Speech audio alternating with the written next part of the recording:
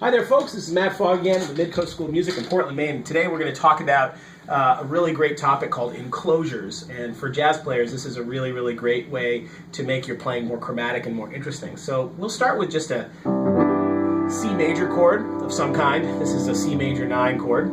And what we're going to do is we're going to identify all of the chord tones of that chord. So C, E, G, and B. And what an enclosure basically is, or at least my understanding of it, is it's a way of encircling the target note. So if the target note is the root C, then you can play just about anything you want as long as you land on C.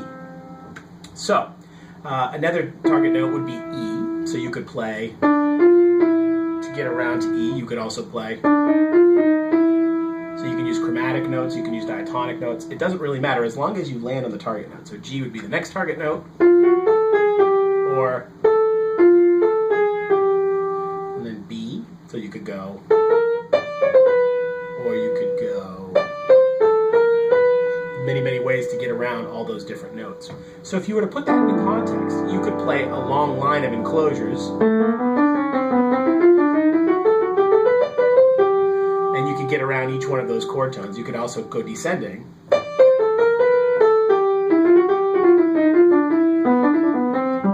many, many ways to get in and around those chord tones. You can also do it on a minor chord. So you had C minor 9. C, E flat, G, and B flat are all the chord tones. So you could do enclosures around those. And they can be chromatic or diatonic. So if you want to go diatonic, or if you want to use more chromaticism, many, many ways to get in and around each of those chord tones.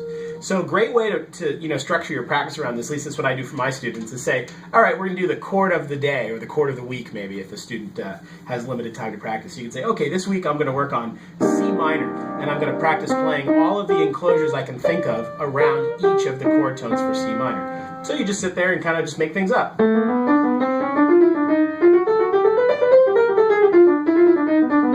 Just practice for a while until you get tired doing that, and then say, okay, well, maybe I'll go to a different chord of the week. So maybe do F major and say, all right, well, I'm going to go around each of these chord tones.